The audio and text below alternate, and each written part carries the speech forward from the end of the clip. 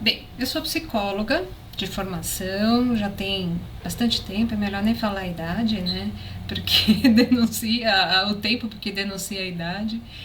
É, Trabalho com recursos humanos desde que saí da faculdade e hoje, nos últimos 15, 16 anos, eu venho atuando na construção civil. Né? Eu entrei no RH de uma grande construtora aqui de São Paulo, uma construtora multinacional chamada Rotif na época, hoje o nome deles é HTB, né?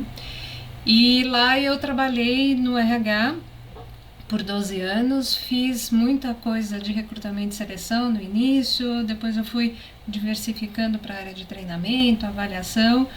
Saí no momento de crise, né? Acho que como muitos profissionais da construção civil, 2015, 2016 não foi um bom ano e saí nessa época, comecei a atuar como coaching, como autônoma, e um ex-colega de Rotif, me chamou para atuar na Liga Jovens junto com o pessoal da Construliga.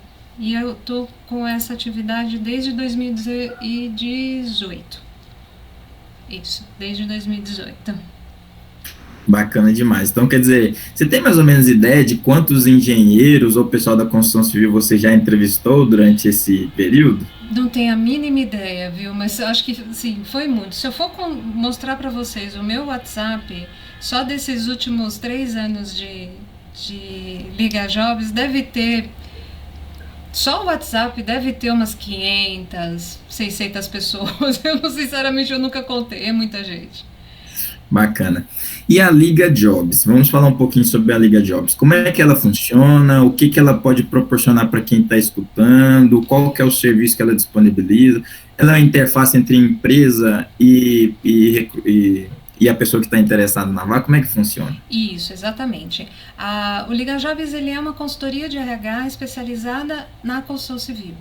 E a gente atua dentro do ciclo inteiro da construção civil, desde do escritório de arquitetura, projetista, a construtora, a incorporadora, empresas de gerenciamento de obra, ou de consultoria, ou que faz a gestão do empreendimento. Então a gente pega o ciclo todo. Nosso carro-chefe é recrutamento e seleção, então as empresas nos contratam para fazer vagas, eles têm oportunidades, contratam a gente para captar profissionais no mercado. Fora isso, a gente também tem outros serviços, a gente ajuda a estruturar o RH das empresas que não têm estrutura de RH, das pequenas e médias empresas, a gente ajuda também na capacitação de líderes e equipes e temos um serviço específico para apoio à recolocação, que a gente atende só o pessoal da construção civil. Né? Como a gente conhece os bastidores de como atuar na construção civil, a gente acaba tendo um pouco mais de conhecimento de como fazer esse profissional ter mais visibilidade no mercado. A gente não atua nessa fase com job hunt, ou seja, a gente não capta vagas para as pessoas, mas a gente faz todo um trabalho de bastidores, de organizar o currículo, rever perfil de LinkedIn, fazer simulação de entrevistas, dar feedback, trabalhar questões mais de, puxa, eu não quero mais trabalhar nessa área, eu quero me mudar de área, então, mas para qual área eu não sei. A gente vai, com algumas técnicas também que vem lá do coaching, a gente ajuda as pessoas a se encontrarem em carreira. Tá, aqui já surgiu uma questão que ninguém perguntou, mas eu quero levantar essa bola aqui sobre o LinkedIn. Sim. Qual que é o peso do LinkedIn hoje para você conseguir o emprego? Tem uma importância para vocês que é de RH? Vocês levam em consideração sim? Como é que está o peso do LinkedIn hoje na recolocação? Ele é muito importante, extremamente importante, porque quando a gente não consegue captar essa pessoa de forma ativa, através ou melhor, de forma, vocês, né, candidatos, ativamente se cadastrando nas vagas pelos anúncios, a gente tem que ir atrás das pessoas dentro do LinkedIn. E geralmente, né, quando o mercado aquece um pouquinho, as pessoas já estão trabalhando, as pessoas, né, não respondem mais o anúncio com tanta... Né, o volume de candidatos que a gente recebe não é tanto, e aí a gente vai atrás das pessoas no LinkedIn. Então, ter um perfil no LinkedIn é importante? Sim, é importante. Ter um perfil bem feito no LinkedIn é mais importante ainda, né? Porque como que a gente acha as pessoas dentro do LinkedIn? Por palavras-chave, né? Então, eu ponho lá, eu quero um engenheiro civil que tenha trabalhado em obra de varejo. Se não tiver engenharia civil e não tiver varejo no perfil dele, pronto, não achei. Aquela pessoa não apareceu para mim. Então, eu não vou nem considerar ela como um candidato. Então, quer dizer assim, todo o lugar no LinkedIn onde eu coloco referência sobre aquela atividade que eu já fiz vai ser motivo para você me encontrar naquela região que você precisa. Exatamente. Todos os campos do LinkedIn são pesquisáveis. Então, aquele campo de descrição que tem embaixo do nome das empresas, aquele campo que você fala sobre você, que vem no início do perfil, as competências, quando você lista aquele monte de palavrinha lá embaixo, eu conheço tal, eu conheço Excel, eu conheço Word, eu conheço AutoCAD, Project, tudo aquilo a gente consegue pesquisar através daquele campo onde tem a lupinha, onde a gente pesquisa o nome das pessoas, ali eu pesquiso também o perfil. E acaba que, assim, o LinkedIn, a gente também fala bastante do LinkedIn no nosso grupo lá. Ele é um site de busca realmente, né? Ele é um site que também funciona como um site de busca e o preenchimento completo faz toda a diferença, né? Verdade. Agora, ainda continuando sobre LinkedIn, né? Sobre aquelas recomendações lá embaixo, vocês levam em consideração alguma coisa dessa ou não, ou passam por cima? Sim, a gente olha, né, talvez não de todos os candidatos, estou falando agora por mim, né, às vezes não dá tempo da gente olhar tudo, mas quando o candidato chama a atenção e se tiver alguma referência, alguma coisa, alguém falando daquele candidato, a gente olha assim, é sempre bom ter e é sempre bom você oferecer também, né, dar a referência para quem te deu. Né? Porque o LinkedIn ele também é uma ferramenta de networking. Então, e networking é uma ferramenta muito importante na hora de você buscar emprego. Eu vou falar disso aí mais pra frente. É um tema importante. Então a gente segura. Isso. Mas então vamos começar então com as perguntas que o pessoal mandou, né? São várias perguntas. Eu vou tentar ler o nome para a pessoa também se sentir acolhida aqui, mas vamos lá. Se eu estiver olhando para o lado, pessoal, não se preocupe não, é porque eu preciso olhar a perguntinha aqui e retornar com vocês. Mas a Renata Rodrigues fez a pergunta seguinte: o que mais desclassifica uma pessoa? Tem um tema que realmente você fala assim, cara, isso aí não dá para aceitar? Depende, né? Quando a gente faz a seleção, a gente está sempre olhando um perfil de vaga e o perfil de um candidato, né? Isso é a primeira coisa que a gente faz. Senta com o requisitante da vaga e descreve o perfil da vaga. O que você quer no perfil, quais são os conhecimentos, quais são as habilidades, qual é a formação. Tudo a gente descreve e vai buscar no candidato. Então, assim, o nosso primeiro filtro são esses requisitos mais amplos, mais globais. Então, por exemplo, é a formação, é o tipo de experiência, é o conhecimento técnico em relação a alguma ferramenta, alguma metodologia, algum sistema construtivo. Então, é a primeira coisa que a gente vai olhar, tá? Então, isso desclassifica as pessoas no momento da triagem do currículo. Quando a gente chega no momento da entrevista, a gente também vai aprofundar a experiência profissional e os requisitos técnicos e também alguns aspectos comportamentais. O cliente ou o requisitante, ele sempre tem uma expectativa de ter pessoas com perfis que se adequam à realidade da empresa, à realidade daquela obra, à realidade daquela situação onde a pessoa vai se encaixar. Então, assim, tem alguma coisa que desclassifica horrendamente um candidato? Primeiro é não estar dentro do perfil, né? Não ter essa aderência. E comportamentos inadequados, né? Do tipo, chegar atrasado não é legal. É, que mais?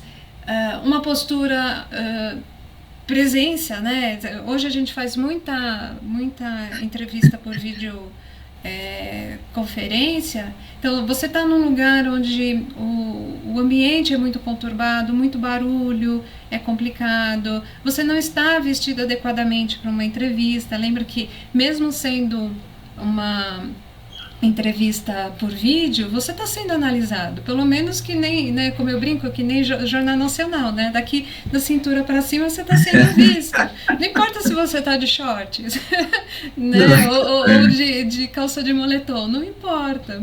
Se bem que um dia eu vi um candidato, ele teve que levantar, ele estava todo bonitinho de camisa social, bonitinho, ele teve que levantar e eu vi que ele estava de shorts de jogar futebol. Mas isso faz parte.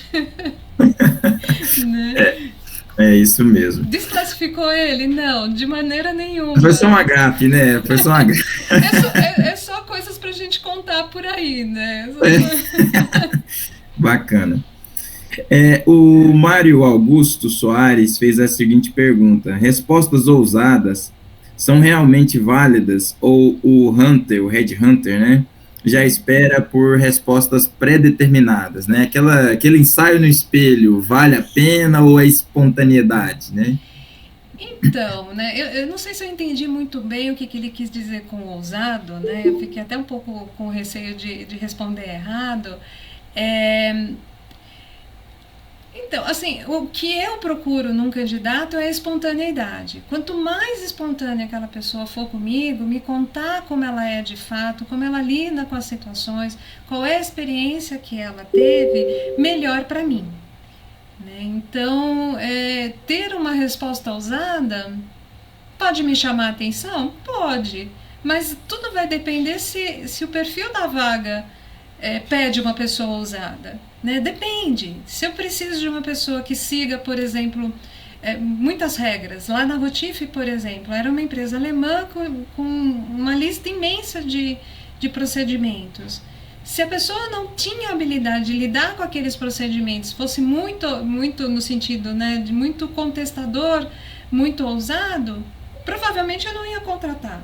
Mas talvez para uma outra empresa servisse. Né? Certo.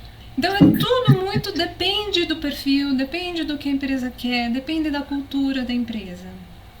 Bacana.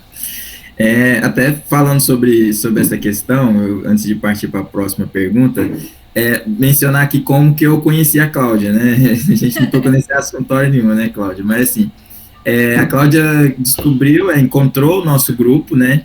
E entrou em contato comigo para poder divulgar as vagas lá no grupo.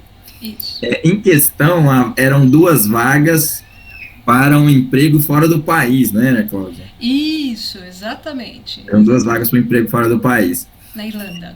Da Irlanda, olha que maravilha, né? Receber em euro, né? Receber em euros, né? Uma temporada fora do país, impressionante. E eu pesquisei, viu, Cláudia? Eu pesquisei os requisitos da vaga, olhei lá item por item e tudo, né? Pensei assim, cara, eu poderia me candidatar para essa vaga também e passar uma temporada ou até, enfim, morar na Irlanda por um bom tempo, né? Mas tinha um requisito ao qual eu não tinha habilidade. Eu nem me candidatei, que era justamente o inglês. Legal. Então, esse é um ponto importante, né? A gente está falando de uma vaga para trabalhar na Irlanda. Irlanda é um país de origem, né? A língua do país é o inglês. E você não imagina, Elvis, quantos candidatos eu recebi interessados nessa vaga que não conseguiram me provar que tinham um inglês adequado para trabalhar. Eu cheguei a entrevistar alguns candidatos que num perfil, num teste escrito, foi bem, mas na hora da minha entrevista com ele, quando eu fiz a primeira pergunta em inglês, a pessoa travou. Então, assim, imagina, né? Não adianta você levar um profissional para trabalhar fora do país e ele não consegue se comunicar. Eu sempre falo para os candidatos, falava nesse processo, Você vai fazer o que você faz aqui no Brasil, hoje, só que em inglês. Né? É, E se você não fala, não adianta. Né? não tem como, né? Não tem como. Exatamente. Então, seguir, né, se candidatar em vagas onde você tem a maior parte dos requisitos, eu costumo dizer que se você não se encaixa em pelo menos 70% dos requisitos que está descrito na vaga, nem se candidate. Porque a chance de você ser reprovado logo de cara é muito grande. Então, Isso é muito interessante, porque, assim, às vezes a gente também, para a busca de emprego, assim como a gente comentava antes, né, tem um pouco, é muito parecido como vendas, né, muito parecido com vender aquilo que você sabe fazer, né, e procurar emprego também você precisa estar com autoestima boa, eu penso assim, né, porque na hora da entrevista você tem que aparentar estar feliz e disposto para aquele desafio que estão propondo, né. E quando a gente dispara muitos currículos, a gente cria, assim, uma expectativa muito grande, né? verdade. E nas vendas também a gente vê muito isso, né? Não adianta fazer 50 ligações num dia sem estudar as empresas às quais eu estou ligando e perguntando e conversando, né? É muito mais assertivo entender a demanda daquela empresa e ir de forma assertiva, né? Acho que mais ou menos o currículo é dessa forma, né? Bom, vamos aqui para a pergunta eu acredito que é Iana Oliveira. Ela fez: por que é tão difícil ser selecionada em uma vaga? Justamente por isso, Iana, porque às vezes você não tem o perfil que a vaga pede, né? Outro problema que a gente às vezes encontra, você pode até ter o perfil da vaga, mas a gente a gente selecionador não conseguiu descobrir que você tem esse perfil, porque o teu currículo não está bem feito, porque o teu currículo não está descrito da maneira correta, da maneira que eu vou entender que você serve para aquela vaga. Então, importante ter no currículo o que eu chamo de palavra-chave. O que é palavra-chave? Vai lá na vaga, lê a descrição da vaga, lê aqueles requisitos, experiência em tal coisa, conhecimento na tal ferramenta. Se aquelas palavrinhas não estiverem escritas no teu currículo, provavelmente você não vai ser selecionado. Lembre-se que hoje a gente trabalha, né, não tem como a gente trabalhar sem ter uma plataforma ou sem receber, no mínimo, os currículos através de um e-mail. E quando a gente trabalha uma vaga, a gente não está trabalhando só aquela vaga. A gente está fazendo muitas vagas ao mesmo tempo, recebendo muitos currículos ao mesmo tempo, e o nosso trabalho na seleção tem que ser muito ágil, tem que ser muito rápido. Eu preciso ler, às vezes, 100, 200, 300, 400 currículos para uma vaga. Então, por que a gente usa as plataformas? Para facilitar o nosso trabalho. E as plataformas trabalham por filtros. E esses filtros a gente imputa as palavras que a gente quer procurar no currículo. Uhum. Então, dica número 1, faça um currículo bem estruturado, com as informações necessárias para o currículo ser localizado por essas palavras-chave. Vai mandar por e-mail? Tenta colocar esse currículo em PDF, mas não coloque ele como imagem, porque a gente não consegue pesquisar se ele estiver em imagem. Então, faça ele no Word, por exemplo, ou no PowerPoint, ou no Excel, ou em qualquer programa, mas que tenha a possibilidade, transforme em PDF, mas que tenha a possibilidade da gente ainda assim achar as palavras. Como é que eu vou saber se o meu PDF está funcionando desse jeito? Tenta selecionar alguma palavra. Se você conseguir selecionar alguma palavra e copiar essa palavra, seu PDF está sendo pesquisável. Se você não consegue selecionar uma palavra, é porque ele está em imagem. Bacana. Né? Bacana, essa dica aí é dica de ouro, cara. Eu não imaginava isso. Então. Mas dica de ouro, valiosíssima. Assim, vai colocar o teu perfil em plataforma de currículos, preencha todos os campos. Não tenha preguiça, é chato, eu sei que é. É muito chato. Às vezes eu preencho o currículo de candidato, porque eu quero mandar para o meu cliente ele bem preenchido. Então, às vezes pegam a informação da entrevista Nossa, e eu coloco no currículo do candidato no meu caramba. cadastro. Então, assim, não tenha preguiça de preencher cadastro de vaga. Eu posso te dizer assim, é chato? É. Mas se você não preencher, a tua chance diminui para quase zero. Né? É, Sem dados dentro do currículo, é zero. é interessante você falar isso, que agora já dá para perceber que vocês não são nossas inimigas, né, Cláudia? Não, a gente quer ajudar vocês, mas vocês não ajudam a gente. Verdade, isso é importantíssimo. O Ederson de Figueiredo fez uma pergunta referente a plano de carreira na empresa. Isso me faz refletir sobre uma coisa. Empresas muito bem estruturadas, vê se tem sentido isso, faz sentido o que eu vou dizer agora. Empresas muito bem estruturadas, vou dar um exemplo aqui, uma Vale do Rio Doce, Uhum. ela, quando ela vai colocar uma vaga para ser encontrada, ela sabe talvez aí 90% do que ela quer para um profissional que precisa entrar, porque ali tem uma coisa muito específica que ele faz, que ele precisa saber de alguns requisitos, e ela também não pode ficar patinando, não pode ficar errando, né? Falei de uma grande empresa que vai ao mercado buscar um profissional. Em contrapartida, uma pequena empresa de 2, 3 anos que está iniciando, ela ainda não tem esses cargos muito bem estruturados. É, vou usar um termo assim, quando a empresa é nova, o sarrafo é menor. Não necessariamente. Talvez a habilidade de quem está fazendo a entrevista, selecionando, ela seja menor. Então, às vezes, eles fazem as contratações por tentativa e erro. Né? No seguinte sentido, eu capto alguém interessante, muitas vezes por indicação, coloca para trabalhar e vê que não dá certo. Aí tira essa pessoa, tenta outra pessoa, coloca para trabalhar. Ah, isso aqui deu certo. Né? Quando a gente trabalha numa empresa mais estruturada, que a gente sabe exatamente qual é o perfil da vaga, existe um negócio dentro das empresas estruturadas que se chama descrição de vaga. Descrição de cargo, inclusive, não só da vaga, mas do cargo. As empresas estabelecem os critérios que ela acha importante ter naquele cargo para que a pessoa possa assumir aquela posição.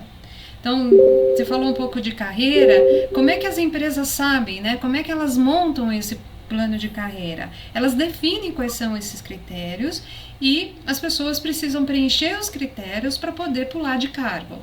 Ah, hoje eu entrei nessa empresa como estagiário. Então, qual o primeiro requisito para eu ser um engenheiro? Me formar. Sem ter a faculdade completa, eu não consigo. Esse é um requisito básico para passar de estagiário para engenheiro. Engenheiro júnior, por exemplo. Geralmente, os requisitos têm a ver com tempo de experiência, tem a ver com o tipo de experiência que a pessoa tem, de conhecimentos específicos. Aí sim ela vai passando de um cargo para outro. O sarrafo pode ser mais alto nas empresas mais estruturadas, porque elas já viveram muitas contratações, sabem o que serve, sabem o que não dá certo, e aí elas estruturam os processos seletivos através desse histórico.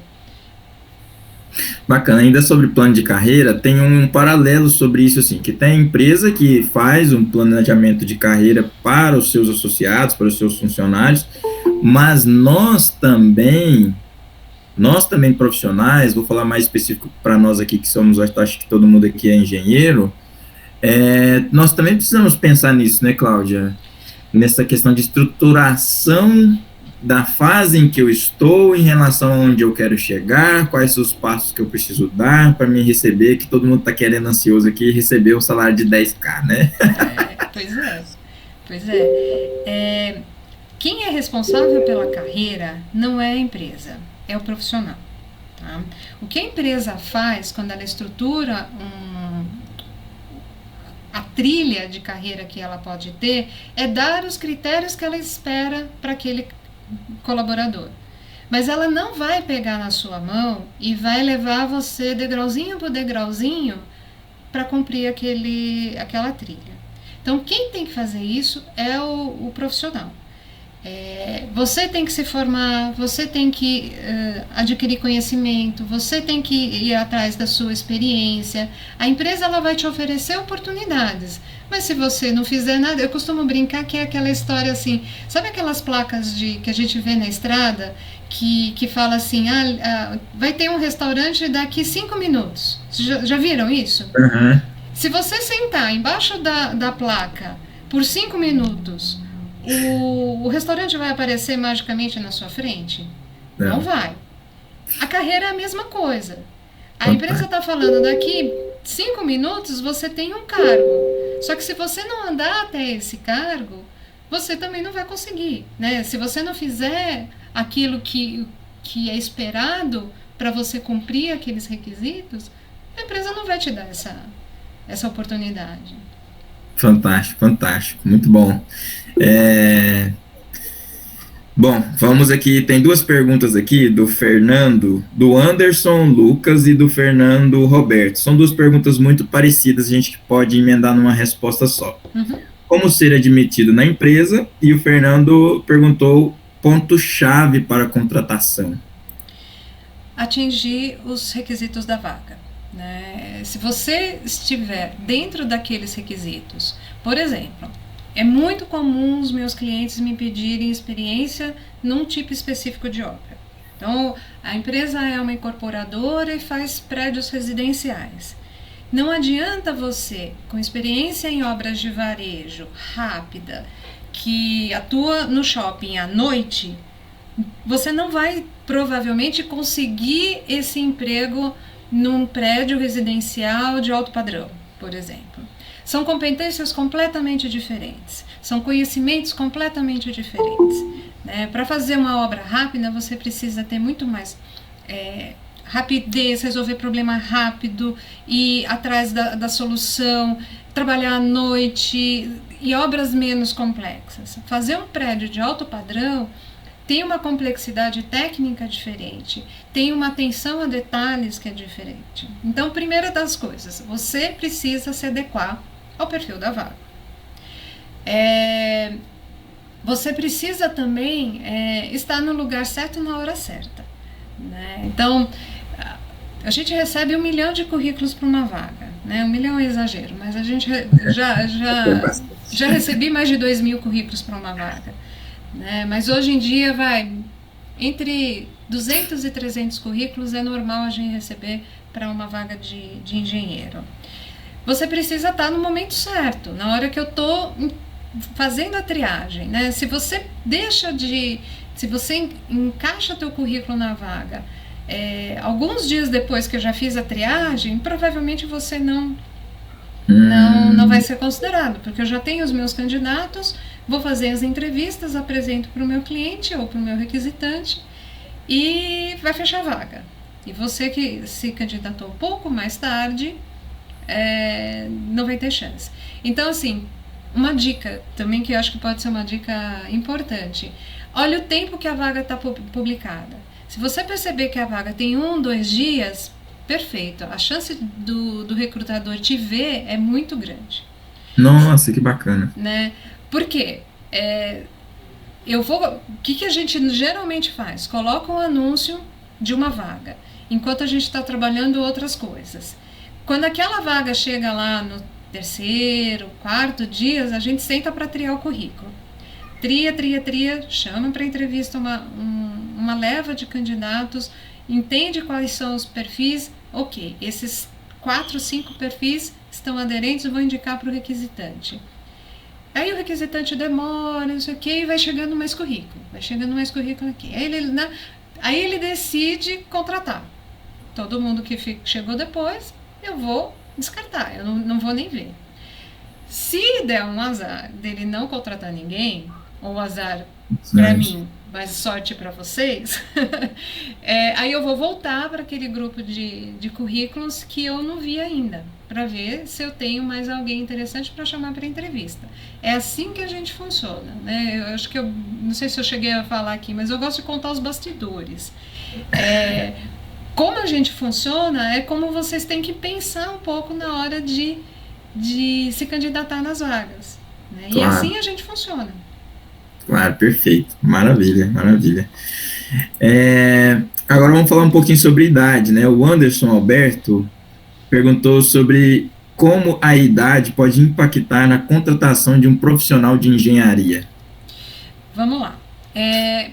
A engenharia é, de maneira geral, um segmento bastante conservador e que, às vezes, a idade ela não é tão relevante, principalmente quando a gente está falando de profissionais muito sêniores e com experiências muito específicas.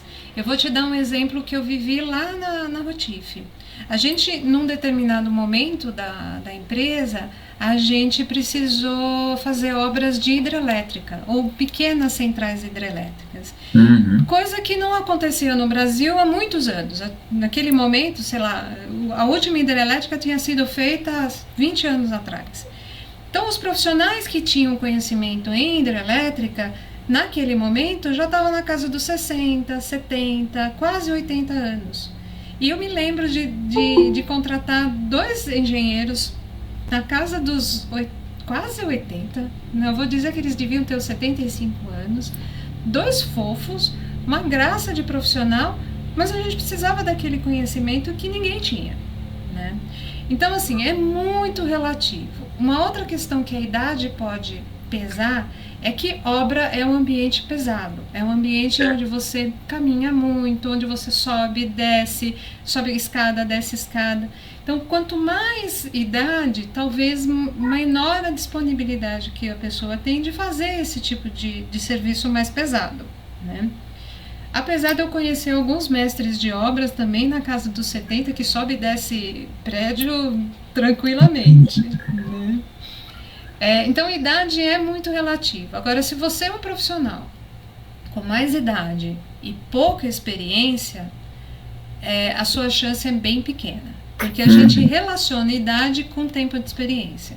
A gente imagina que alguém mais velho vai ter mais experiência. Perfeito.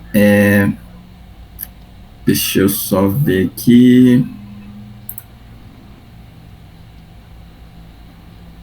Deixa eu ver aqui. A próxima pergunta. Fizeram uma pergunta aqui no chat. Deixa eu pegar ela aqui. Para a gente aproveitar o time do pessoal aqui também. Só um minutinho.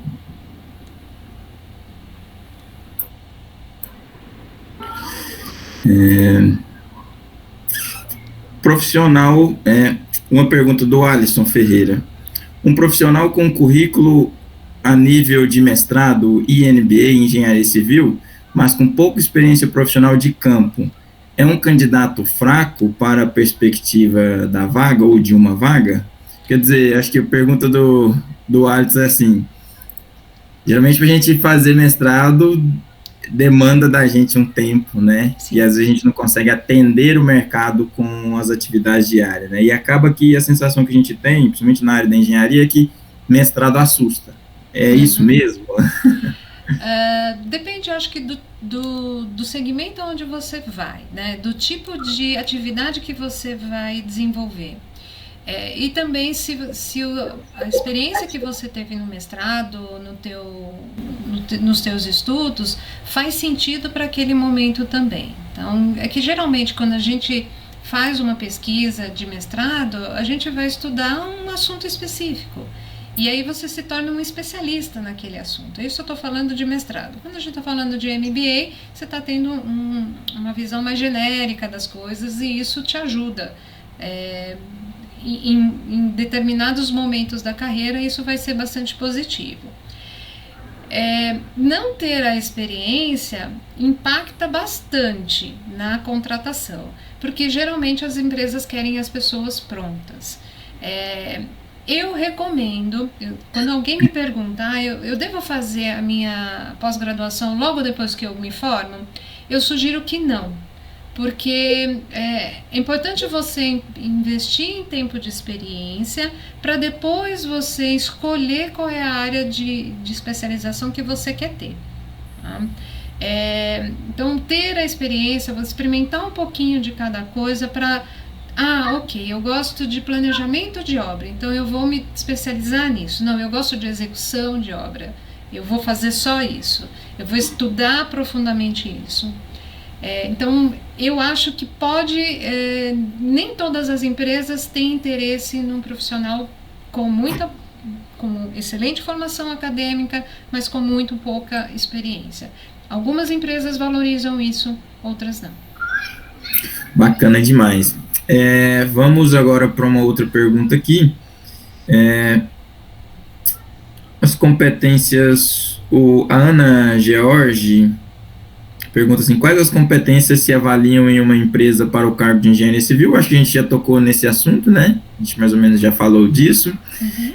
Uma pergunta muito boa da Viviane aqui, ó. Currículo no Canva ou no Word? Vocês levam em consideração o slogan, o visual? Vamos lá. Lembra que eu falei de palavra-chave? Né? Se ele tiver as palavras-chave e ainda for bonito, feito no Canva, maravilha, não tem nenhum problema. Eu, particularmente, quando eu vou fazer um currículo, eu não uso esses modelos mais visuais. Eu acho um pouco poluído, às vezes traz informação que não é o mais importante. O currículo, para ser bom, ele tem que ter algumas características. Primeiro, ele tem que ser fácil de ler. Né? Às vezes o currículo muito visual, ele não é tão fácil de ler. Se você conseguir juntar uma estética bonita com a facilidade de leitura, perfeito. Por que a gente precisa de facilidade de leitura? Lembra que eu falei que eu leio milhares e milhares de currículos para uma vaga? Eu tenho que ler rápido. Então, as palavras que eu vou ler, por exemplo, eu vou escanear o currículo rapidamente. Eu vou ler o nome da pessoa, onde ela mora, o que ela fez, qual é o nome da empresa, qual é o nome do cargo, se ela tem a formação que eu... ok. Se ela atende esses requisitos mínimos, eu vou ler ela um pouquinho mais em detalhe. Se ela não atende, eu já descartei. Pronto. Problema do Canva. Tomar cuidado para ver se ele não vira uma imagem na hora de você transformar em PDF. E lembra que a imagem não é pesquisável. Outro problema do Canva, que eu vejo muita gente colocando. Colocar, por exemplo, muitos ícones e substituir palavras por ícones. E eu vou dar um exemplo muito específico que eu já vi em currículos de arquiteto, por exemplo. O arquiteto adora colocar o que ele conhece os softwares, e isso é importante, né? Software, por exemplo, AutoCAD, Revit, ArchiCAD, e em vez de ele colocar o nome, ele põe o logo do programa. Eu, que sou macaca velha desse segmento, já aprendi alguns logos, já sei que um Azinho é o AutoCAD, já sei que tem algumas características que me fazem adivinhar quais são os softwares.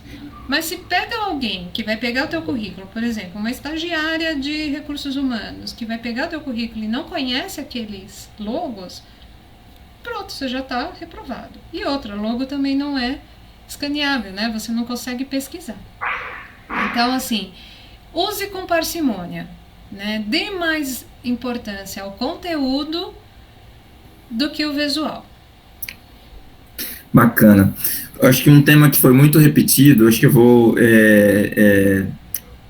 economizar muitas perguntas em uma só, que é a questão da experiência. Acho que tem muita gente aí também que está aguardando para você falar alguma coisa sobre experiência, né? E outra coisa também que é muito importante, numa segunda pergunta, a questão do network, que a gente tem que separar um tempinho para falar, que é muito importante. Mas sobre, que assim, eu até penso que uma está ligada à outra, mais ou menos está até ligada à outra. Mas a questão da experiência para engenharia civil. Bom, não tenho experiência nenhuma, fiz a minha faculdade, vou dar um exemplo, fiz a minha faculdade, estagiei em escritório de projeto, por exemplo, né, um escritório pequeno de projetos, não tenho muito conhecimento de obra, mas meu sonho é sempre atuar em obra. Como é que eu faço para driblar isso e conseguir um emprego mesmo sem experiência específica? Aí o networking ajuda, né? Porque se você conhecer pessoas que confiam em você como pessoa e não exatamente como profissional, algumas portas se abrem, né? Quando você não tem um networking muito desenvolvido, Um exemplo é tentar fazer estágios não remunerados naquela área que você quer. Tá? Pedir para alguém, olha, posso ver a sua obra? Posso acompanhar a sua obra para eu ganhar experiência? Né? Eu costumo dizer que você precisa pagar um pedágio para conseguir o que você quer. Né? Então você vai se enfronhando naquela atividade que você quer, através da boa vontade, né, de alguém te receber naquele ambiente. Fora isso, é tentar programas de trainee, por exemplo, que geralmente pegam profissionais sem muita experiência, valorizam muito mais a formação, só que geralmente programas de trainee têm lá, né, alguns requisitos importantes, como o inglês, como uma formação em boas faculdades, quando as empresas são muito estruturadas. E acho que é isso, não tem muita por onde correr, né? Você tem que tentar entrar no mercado através de alguém que te coloque, que te ajude num primeiro momento, e depois disso você ganha experiência. O currículo também é importante, né? Porque às vezes a pessoa não tem experiência na profissional, mas o estágio foi legal, fez alguma coisa diferente na faculdade que pode servir para exemplificar que ela tem um determinado conhecimento. Então, cuidado com o currículo também pode ajudar um pouco. Eu acho que essa análise da empresa, acho que alguns pontos importantíssimos que você trouxe sobre a análise da vaga, primeiramente, né? Sim. Acho que é fundamental, é super fundamental. A análise da vaga, entender a vaga. É uma coisa que eu também penso muito, entender um pouco da empresa. Eu não sei até onde isso é relevante, mas acho que é importante também, né? Também. Entender um pouco da empresa e tentar descobrir ou imaginar os motivos ou as motivações daquela vaga. Acho que isso é uma coisa que vale a pena. Para quem não tem experiência nenhuma, o network, ele é fundamental, né?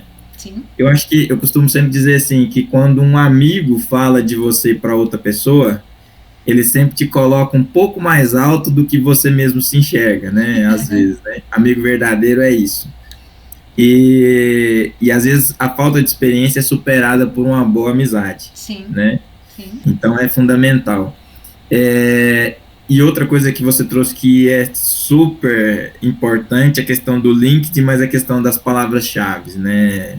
Acho que sem isso a gente dispara currículo e nunca é chamado para uma entrevista. Exatamente. Né? Mas vamos imaginar aqui que um de nós aqui passou na triagem aí do LinkedIn, né, sobre as palavras-chave, e agora nós estamos de frente com você, Cláudia, para fazer uma entrevista de emprego, né? Uhum. Fazer uma entrevista de emprego. Então, tem algumas perguntas que são comuns, né? Que são feitas na entrevista de emprego. Me fale sobre você. O que mais? Você poderia dizer algumas que são... Sim. A motivação por que você está se candidatando àquela vaga, né? Qual o motivo? A sua experiência. Conta, né, os passo a passo da sua experiência, uma checagem da formação acadêmica, como é que está isso, né? Você já se formou, não se formou, como é que você chegou? Eu gosto muito de perguntar como é que você chegou nessa profissão, né? Por que você escolheu fazer engenharia civil, por que escolheu fazer arquitetura, técnico de edificação, qual foi a sua motivação. Isso fala muito das pessoas, é muito interessante ouvir essa história.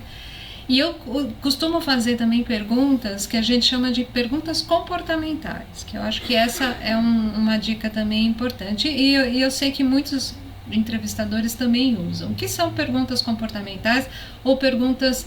são duas técnicas, né? Comportamental e situacional. A comportamental vai fazer perguntas para que você traga situações que aconteceram com você no passado. Então, por exemplo, me conte uma situação onde você teve um problema na obra e era a tua responsabilidade resolver esse problema. Aí, qual é o tipo de resposta que a gente imagina? que você pegue lá da sua memória uma situação e traga para mostrar para gente, como se você estivesse contando uma história. E história sempre tem começo, meio e fim, né? Então, o contexto, a ação que você fez e o resultado que você obteve. Tá? Então, uma dica importante: antes de ir para a entrevista, se prepara. Para um pouquinho para pensar, olha os requisitos da vaga, analisa o teu currículo, lembra de situações que aconteceram com você. Para exemplificar, por exemplo, se você, por exemplo, vir lá no requisito da vaga, que eles precisam de uma pessoa com iniciativa. Para pensar, quando é que eu tive, que situação da minha vida eu tive uma demonstração que eu tive iniciativa. Guarda lá isso de lado. Se perguntar, você já tem a resposta, né? A outra tipo de pergunta, que é a situacional, ela geralmente é perguntada no futuro. O que você faria numa situação como essa? Essa já não depende muito da tua experiência, ela pode eventualmente perguntar alguma coisa que você não viveu, mas ainda assim a tua experiência vai ajudar. E quando eu falo experiência, eu não estou falando experiência profissional apenas, experiência de vida, experiência acadêmica, tudo isso ainda você consegue transformar isso numa resposta comportamental e a gente consegue avaliar você, né? Geralmente a gente pergunta salário e pretensão salarial. Eu sei que vocês arrancam os cabelos para responder essa pergunta, mas por que a gente faz, né?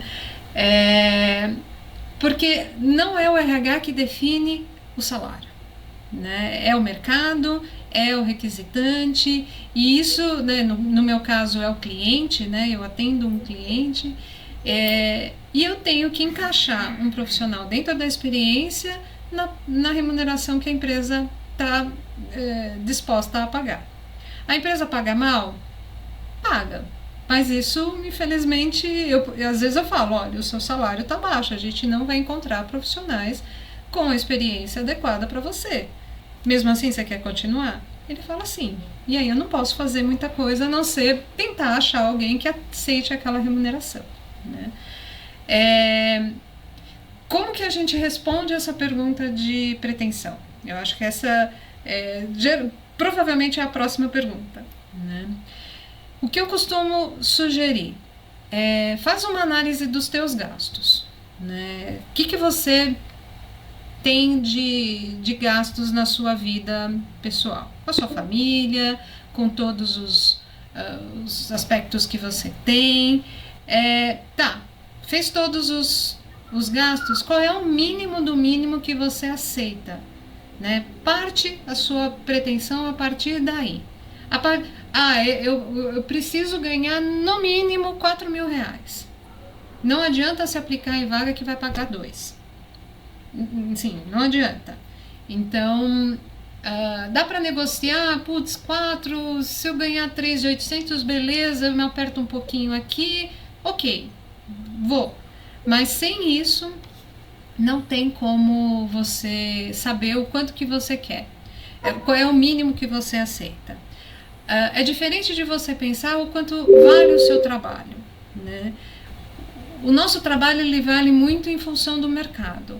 E o mercado está contratante, ele paga um pouco mais, porque há uma disputa que nem comprar commodities. Se tem muita demanda, o preço sobe. Se tem pouca demanda, o preço desce. Quando eu tenho muito profissional disponível no mercado, os salários descem. Quando eu tenho poucos, os salários aumentam. Eu vivi uma época na construção civil que um engenheiro júnior com 2 anos sentava na minha frente e falava, eu recebi, ele na empresa ganhava talvez naquela época 7 mil reais e ele recebia uma proposta para ganhar 10, 12.